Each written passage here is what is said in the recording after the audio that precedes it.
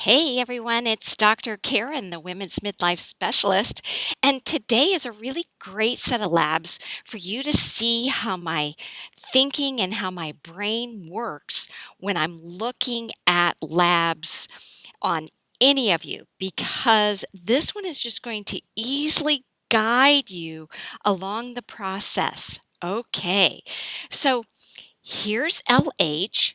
She's 55 years old. She's postmenopausal and she's already on hormone heaven and the happy hoo hoo.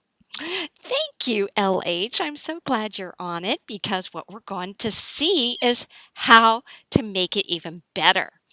So, when you look at her lab results, all of her estrogens, estradiol, estriol, estrone, they're all in the optimal ranges for someone on estrogen replacement.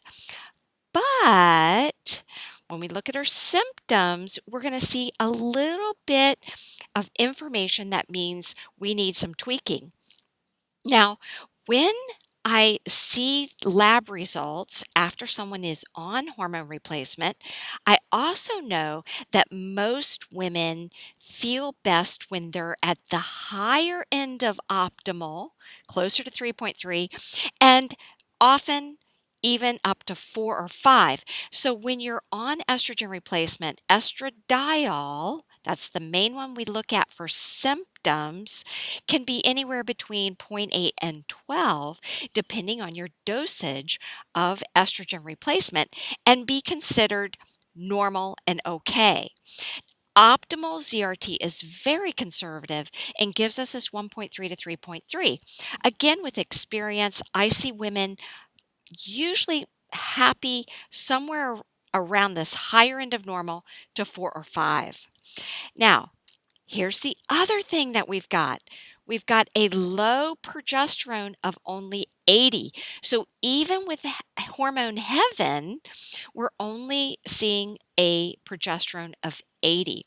So what this means is that she falls in the category of someone whose progesterone was actually, in terms of ratio to estradiol, was much lower at the time she started hormone heaven.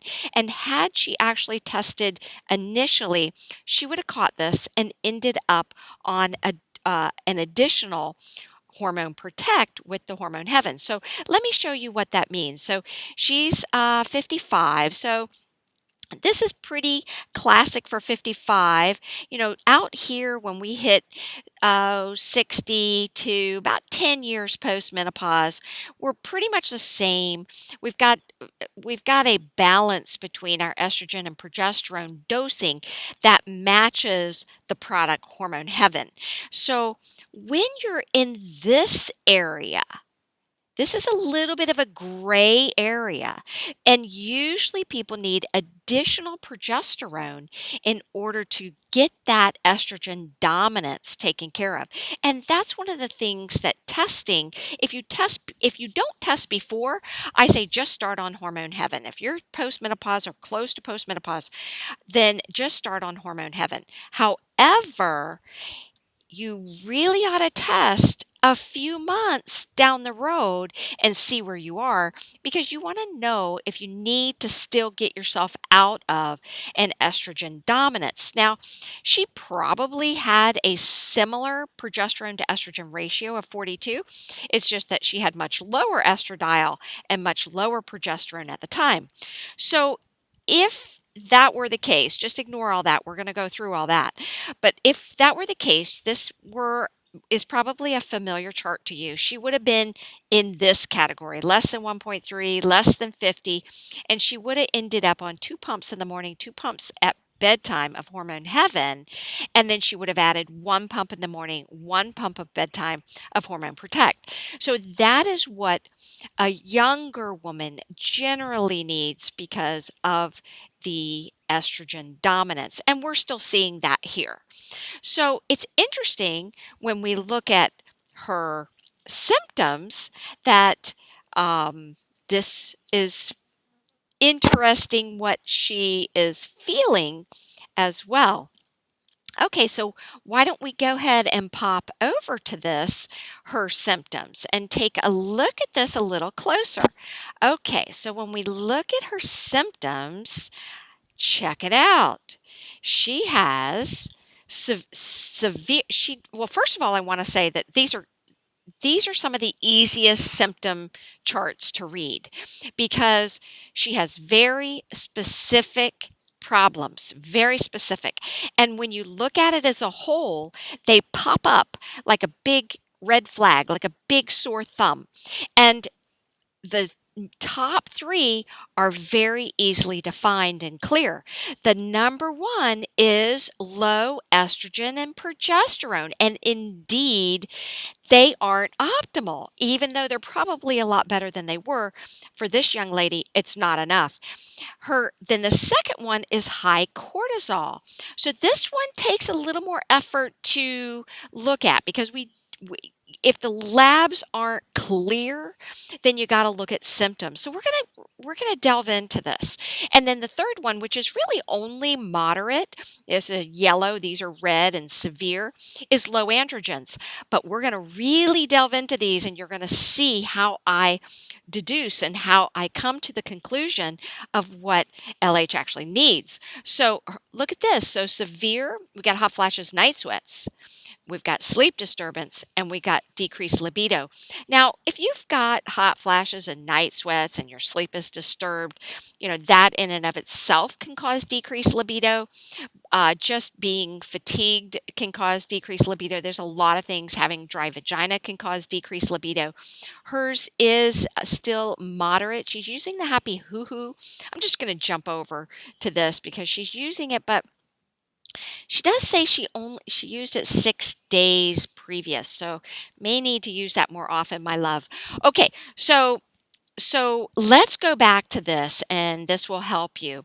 So if she didn't have such significant symptoms of inadequate estrogens, and we were just looking at tweaking things to get her out of estrogen dominance, I would recommend just adding Hormone Protect, 1 pump twice a day, as she would have done had she tested prior to even starting hormones. And this might actually significantly help because this estrogen dominance brings about symptoms, significant symptoms in and of itself. However, my experience and having the value of this estradiol of only 1.9 tells me that we really do need to take it to the next level and do this. So right now we're going ahead and jumping into the very first. Everything is about treatment. We're going to be really popping into treatment and reassessment and treatment and reassessment right now. So the first thing is I think we need to increase this hormone heaven to 3 pumps twice daily and add this Hormone Protect 1 pump twice daily. And I'm going to give you just a little hint a little later of something else you could do with Hormone Protect. But we do need to add 2 pumps to this and Hormone Protect and increase your hormone heaven as well. Now, what this is going to do, if you only increased hormone heaven, it's going to keep your ratio about the same. So your progesterone to estrogen ratio would still stay about 42. We don't want that. We want that ratio optimally at least 100. And that's why we're going to add this little extra Hormone Protect. Now, going back to this graph, it's not forever. You're likely going to eventually drop off the Hormone Protect when you're more in this direction. So as say a year from now, if this optimal starts becoming, 300, 400, you may be able to stop the Hormone Protect because the hormone heaven will be all you need to keep it balanced because you're going to be out further toward that older like me out there. Okay, so that's the first thing. Now, if after about a month you don't have 50% or more improvement in your hot flashes and night sweats, then go ahead and increase this hormone heaven to 4 pumps twice daily, keeping the Hormone Protect again at 1 pump twice daily. That should be enough. Though I will tell you that the maximum dosing or the maximum amount of cream is 5 pumps twice daily of Hormone Heaven. In terms of the amount of estradiol that is in 5 pumps twice daily, that's equivalent to the maximum prescription estradiol cream that we have by prescription. So that gives you that guidance there. Okay, what about next? What are we doing? All right, so let's go to the next little thing. So we've addressed the estrogen and progesterone deficiencies. Now we need to address the cortisol. So let's take a closer look because she did a 4-point cortisol that allows us to look at this very closely. Now, when you look at her levels, 5.1, that's kind of in the middle, not bad. Cortisol 1.5, cortisol, this is in at noon, or around noon. Cortisol zero point 0.8 in the evening, cortisol 1.0, highest end of normal here. Okay, this could be a problem, and it could be a problem, this 1.0 at the end of the evening. Commonly, we see 0.8 at the end of the evening. I think ZRT is actually going to consider changing this reference range. They often state that 0.8 is significantly common to have problems with high cortisol in the evening when it's higher than 0.8. But in any event, we've got a 1.0, highest end of normal. But what I want to show you is something more. I want to show you the wonderful graphs that they give us. Okay, so so the wonderful graphs they give us right here, we're going to focus on this graph only, and then we're going to go to DHEA and testosterone. But let's just look here right now. So her morning cortisol is a little lower than average. It's in between average and low for her for that time of day. So it's below average. Average is this green line, but it's barely considered normal at 5:30 here. It's actually barely considered normal at noon. And now, so barely considered normal at noon, barely considered normal around 5:36 p.m. It's almost low. And then at bedtime around 9:30ish, it's moving up. So it's 1.0. So this she doesn't rate her symptoms as feeling tired at the end of the day. She, in fact, rates more symptoms tired. Where did it go? Morning fatigue. She's got some mild morning fatigue, but her evening fatigue, she says no, she doesn't. So, my question initially, just to be complete, because my brain can't do it any other way, is maybe she's actually not feeling significant fatigue later in the afternoon because she starts to do a rise between this 5:30 and bedtime. That's a possibility. So she's getting a little bit of second dosing. I also question when I see this in a tiny little girl, BMI of 20. She's thin. And I question when I see a drop like this, are you eating enough? And the reason I say that, LH, is because cortisol gives us a little spike after we eat. We actually get a little spike uh, shortly after we eat in cortisol. And it's a possibility that you were a little bit hungry before you did these. And you're small, so I know that you have a small appetite. And I know that my cortisol can look like this commonly because often I will forget to eat or get too busy to eat.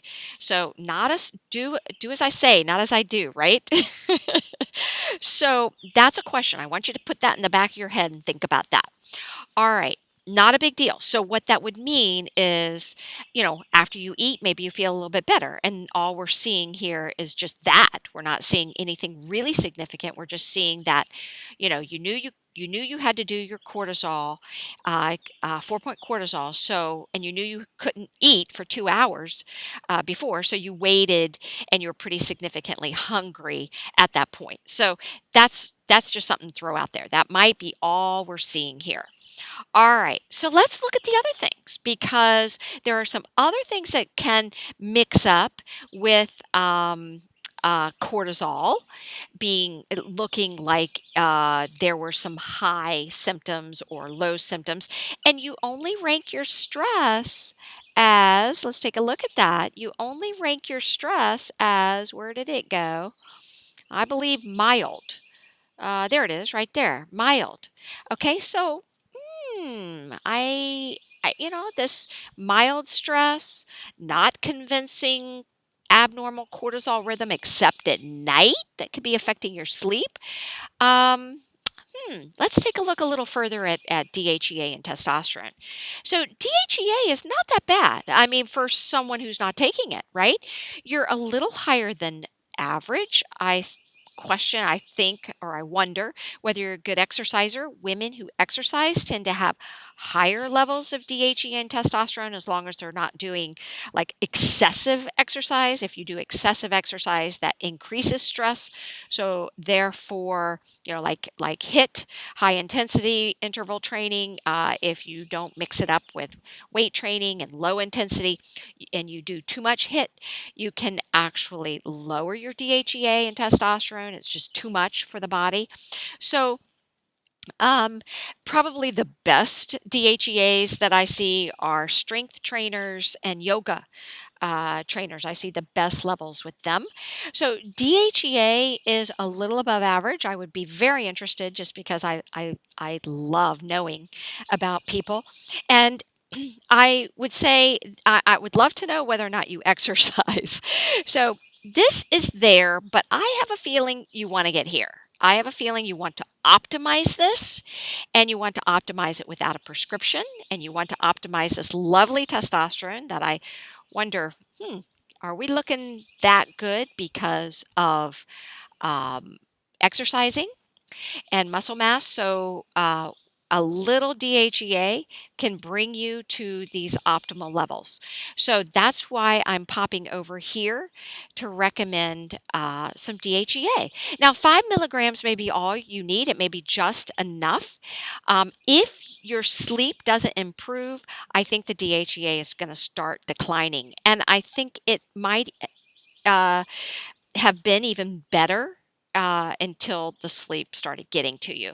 So, and menopause and all that good stuff. So, hopefully, Hormone Heaven is helping a little bit in getting these DHEA levels and testosterone levels back up. And so, I'm going to recommend 5 milligrams to start with.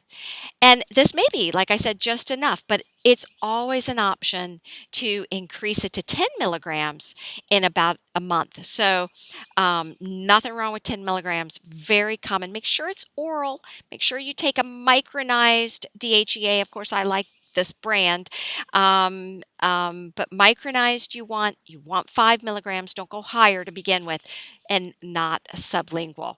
Okay, what's next then? Because I'm not convinced that we've really looked at everything. I'm not satisfied, and fortunate me, I'm so lucky, because look what you did for us. You did your thyroid. So hot to trot. I am kicking good. I like this. Okay, so I'm going up and down. Am I making you dizzy yet? Wee, wee, wee, wee. Okay, so thyroid. Isn't this fun, guys? Isn't this fun? So let's look at thyroid.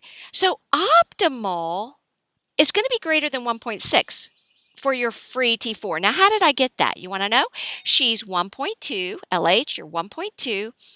Optimal for our free thyroid hormones are always going to be either in the middle or above to optimal reference range. So 0.7 to 2.5, right in the middle is 1.6. All right, right in the middle is 1.6. I just did the math there, just trust me.